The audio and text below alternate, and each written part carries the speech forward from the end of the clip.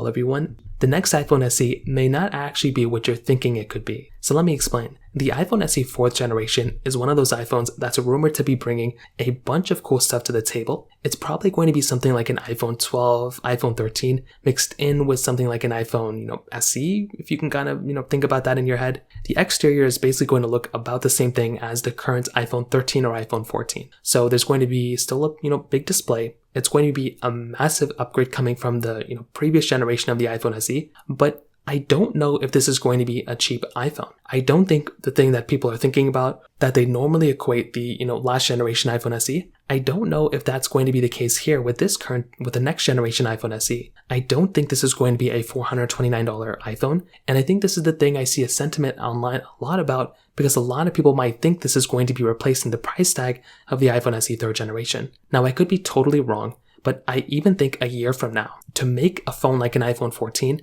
it would just not make any sense for Apple to, basically, compete with themselves by making an iPhone that's substantially lower than an iPhone they're still selling. There's a high likelihood Apple's going to be selling the iPhone 14 this particular year. So once the iPhone 16s come out during the September event, Apple's probably going to go through and, remove the iPhone 13, and they're going to go and make that iPhone 14 at that iPhone 13 price tag at $599. So if that ends up being the case, that will basically open up this kind of price tag range where Apple has to either make an iPhone SE 4 at $599 or make it a little bit more expensive or something like that. Because if they're making an iPhone 14-esque type of device, why would they put it even lower than an iPhone 14? There's a high likelihood the iPhone SE 4 is going to be a better iPhone than the iPhone 14. So that would make even less sense for Apple to go ahead and make a device, in that particular standpoint. So I'm not really too sure what Apple's game plan is here, but I think I see a sentiment online of just the next iPhone basically, becoming a little bit cheaper than the iPhone 14s or something like that. And I hate to burst everyone's bubble, but there is a very, very, very high likelihood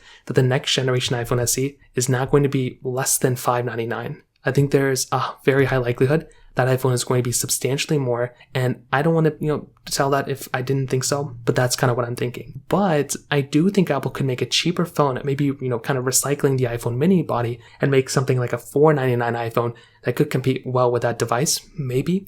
I guess we'll see what happens, but that's kind of how I see this particular device coming out in, probably the next year or so. If you have any other thoughts or questions, let me know in the comment section below. Hit the like button, that would mean so much, but definitely hit that subscribe button. More importantly than everything else, I love every single one of you guys. Hopefully I'll catch you guys in the next video. Peace out till then.